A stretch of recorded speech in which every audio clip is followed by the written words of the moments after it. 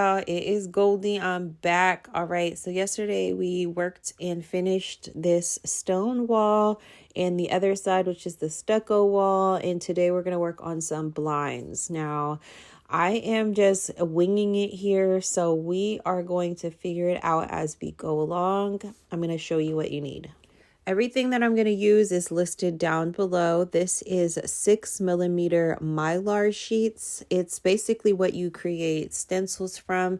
I'm going to go ahead and use my Glowforge, so I'm going to use a cardstock backer just to make sure that it doesn't pierce all the way through. And right now I'm going to measure it with the caliper, digital caliper, to make sure that I'm not going to cut all the way through with the laser.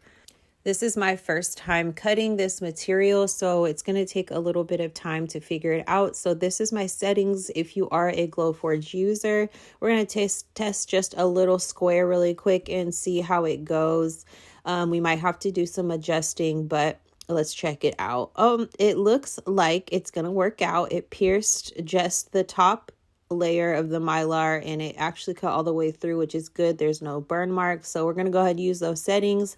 You could probably cut this out on a Cricut Maker. I'm not going to try that, but you guys could let me know if it ends up working out with a deep cut blade. Here I'm using Silhouette Business Studio just to make like my little blinds now that I know that those settings work, and I'm going to go ahead and cut it. Now, I love my Glowforge. If you guys are considering getting one, please do. And if you would like some coupons, I have one down below. These ended up cutting perfectly on the first try. I didn't need to adjust anything. I'm going to go ahead and take them off. And they actually just kind of pierced into the cardstock. Here they are, my little blind strips. And if you aren't a Glowforger, don't worry. You can cut this material with a paper cutter and use something like these little piercers just to make your holes. I'm going to go ahead and throw in a scrap wood for my top and bottom just to hold them down. I'm going to use some heavy duty upholstery thread and a really on the thicker side needle like this. Now for the wood pieces, again, you can use like popsicle sticks or some balsa wood, whatever you have laying around. You just want something with some weight on it to hold the blinds. So I'm going to go ahead and string my thread and make a knot at the end. Make sure it's long enough. So of course you're going to want to measure your own window. Make sure you have enough thread. You can always cut it, but you can add it. So make sure that it's long enough. I'm going to go ahead and thread from the bottom. I'm going to start at the bottom and I'm going to just go ahead and make sure that I'm wrapping it once or twice around just to give it that good anchor. Now my window is 8 by 13. It's a really large window, and in a minute you'll see a slight fail, but we're going to work through it. Here I'm using some little clear plastic or rubber spacers that I got from Amazon. These are linked below as well. And the first time I did this, I used one spacer in between each of the blinds, but then I took it out because I realized that there wasn't enough space in between. So then I went ahead and started doing 2. So I just kept layering and layering and layering. And with these little spacers, I believe they come in a pack of 100. And I liked how it was looking so far with the 2 doubled. I just had a fear that I was going to run out of the spacers before I got to the other side. So I went ahead and started working on the other side when I got to about halfway.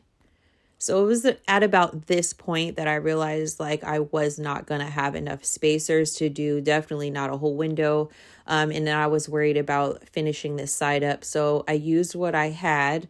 And I'm going to actually probably get about 3 or 4 more packs. And this is how it looks so far. I kind of like it. The only issue is that it does have some sagging. We're going to talk about that in a moment. So because this window is so wide, I didn't really account for the sagging that would be in the middle. And so on the next go around, it will have a third hole that's directly in the middle, and I will have to work from there. For this is just kind of a prototype and walking you through exactly what I did this first time around.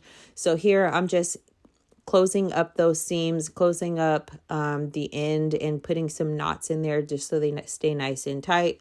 And for a first try, this isn't that bad. I actually like it. I think the light will flow through it pretty nicely. Other than the sagging in the middle, I'm pretty happy with it.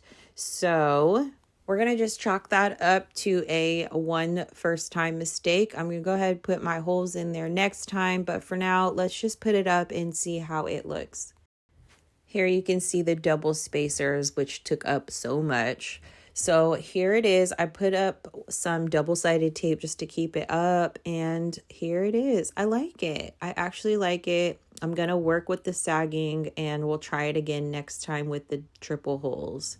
Here it is from the outside of the window. I think it looks pretty nice. Now we need some curtains. If you've liked this video, if you feel like you will use this tutorial, go ahead and like and subscribe, and I'll see y'all next time.